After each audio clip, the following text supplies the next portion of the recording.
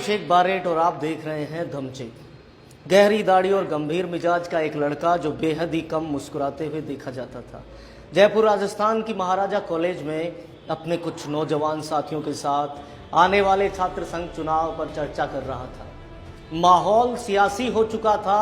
College की दीवारों पर पैम्फलेट्स और बिना ग्लेज की छपाई वाले सादे ब्लैक एंड व्हाइट पोस्टर भी चस्पा किए जा रहे थे। गेट से गलियारों तक चुनावी पर्चे बिखरे पड़े थे, जो एक बार पढ़ने के बाद अक्सर फेंक दिए जाते हैं। कॉलेज में हेल्प डेस्क के नाम पर मेज कुर्सियों पर कुछ उनींदे उज्ञात नौजवान बैठे थे। ये साल 1994 कैलेंडर के खांचों में खुद काली और लाल लकीरों के बीच अपने खत्म होने वाले और भूल जाने वाले समय की फिराक में था। पर साल 1994 को आज बहुत कुरेदा जाता है, क्योंकि लापरवाह समय को पता नहीं था कि जो साधारण शक्ल का गहरी दाढ़ी वाला और गले की स्वर पेटी से गंभीर पर घिसती हुई आवाज वाला नौजवान है, वही आगे चलकर चौधरी चरण सिंह के बाद अपनी सियासत और बेबाकी से हर गरीब किसान मजदूर की ऊंची आवाज बनेगा। और वो आवाज जो सूबे की विधानसभा की दीवारों से टकरा कर लौटेगी नहीं, बल्कि हर मुख्यमंत्री के कानों को उसे सुनना पड़ेगा। ढर्रे के कुर्तों से परहेज करने वाले इस नौजवान का नाम था हनुमान बेनीवाल। 1994 में इस युवक ने जब महाराजा कॉलेज का चुनाव जीता, तब इसके जियालों और साथी मटरगश्तों को अंदाजा भी नहीं था कि राजस्थान में एक और हनुमान को पूजा जाएगा।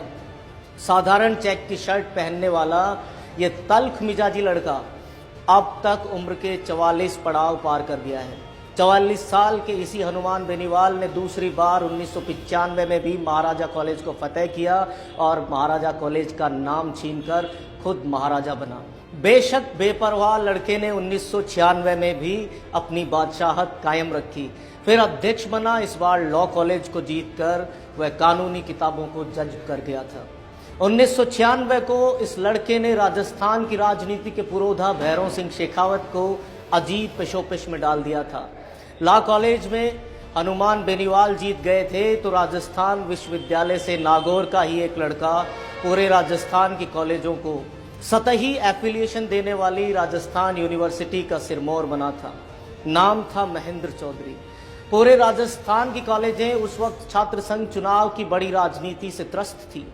नागौर खेमे से जीते दोनों ही लड़के जाट थे और विपक्ष को अड़ंगा जो उन दिनों में आम था, उनके रास्ते में रखना था। विपक्ष के संगठनों ने एका किया और यूनिवर्सिटी को हड़ताल की आग में झोंक दिया।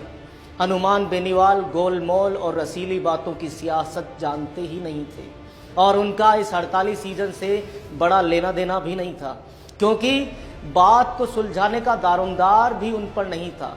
पर हनुमान ने छात्र हितों के लिए अदावत कर दी और नावा का लड़का महेंद्र भी उनके साथ हो लिया। हालांकि कद के हिसाब से महेंद्र ही बड़े थे, लेकिन महेंद्र को राम बनने की जद्दोजहद करनी पड़ी, लेकिन हनुमान तो हनुमान ही रहे। छात्र संगठन आमने सामने हुए, चप्पा चप्पा कर्फ्यू वाला रंग ले गया। भैरों सिंह शेखावत राजस्थान के मुख्यमंत्री थे। वो विधानसभा के सत्र के समय हुए इस आंदोलन से राजस्थान को बड़े स्तर पर प्रभावित नहीं होने देना चाहते थे। पुलिस ने डंडे चलाए, लाठीचार्ज किया, पत्थरबाजी हुई। हनुमान बेनीवाल समेत 20 नौजवानों को गिरफ्तार किया गया, पर तब तक हनुमान बेनीवाल सरकार के गले में घंटी बांध चुके थे। सरकार आंदोलन के लिए तैयार नहीं थी। भैरों सिंह शेखावत अंजामों की परिणति का पक्ष भांप चुके थे। मुख्यमंत्री का आदेश आया कि सभी को तुरंत रिहा किया जाए। नियम टूटे, जेल के दरवाजे रात के शाह अंधेरे में खोले गए और सभी को रिहा किया गया। पर यह आगाज की पहली सीढ़ी थी। परीक्षा तो हनुमान बेनीवाल की उसी वक्त शुरू हो चुकी थी जब उनके पिता रामदेव बेनीवाल की 2 बार की विधायकी हबीबुर रहमान ने उनसे छीन ली थी। रामदेव बेनीवाल वही कद्दावर थे जिन्होंने हरेंद्र मिर्धा जैसे दिग्गज को धोबी पछाड़ किया था, पर हबीबुर रहमान ने रामदेव बेनीवाल से उनकी सियासत उस वक्त खींची जब वह अपनी सियासी पारी के अंत के नजदीक थे। हनुमान बेनीवाल की खींच कोई बचकाना खींच नहीं थी। उन्होंने खुद को तराशा और अपनी पहचान को इतना बड़ा बनाया कि उनके सामने सब बौने साबित हुए। एक बार हनुमान बेनीवाल को कुख्यात प्रसिद्धि का सामना भी करना पड़ा। शिक्षक दिवस पर जब पूरे हिंदुस्तान के सूबे सर्वपल्ली डॉक्टर राधाकृष्णन को याद कर रहे थे तो राजस्थान के जेसी बॉस हॉस्टल से शिक्षकों की सीख के साथ अन्याय किया जा रहा था। जेसी बॉस हॉस्टल से एक छात्र के सिलेक्शन की खुशी में 28 साल की एक लड़की के साथ शराबी युवकों ने रेप किया। नशे में बोराए 9 लड़कों ने बहला फुसलाकर हॉस्टल लाई गई एक युवती से रेप किया था।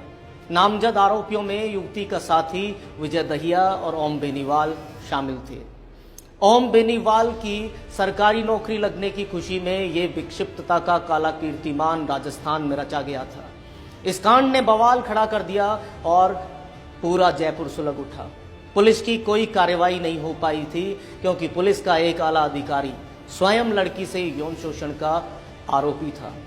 जनता के साथ हनुमान बेनीवाल और चिकित्सा राज्य मंत्री रहे डॉक्टर राजकुमार शर्मा का गुस्सा फूट पड़ा। डॉक्टर राजकुमार शर्मा भी छात्र राजनीति का जाना माना चेहरा तब तक बन चुके थे। राजकुमार शर्मा भी कभी हनुमान बेनीवाल के साथ हुआ करते थे, लेकिन जब राजकुमार राजस्थान की नवलगढ़ से विधायक बने और फिर चिकित्सा राज्य मंत्री, तब तक हनुमान और राजकुमार के रिश्तों वाली खटास जग जाहिर हो चुकी थी। हनुमान बेनीवाल ने राजकुमार शर्मा को मंत्री पद पर रहते हुए अपशब्द कहे, ये आरोप उन पर लगा और यही वो कारण था जिसकी वजह से हनुमान बेनीवाल को निलंबित किया गया।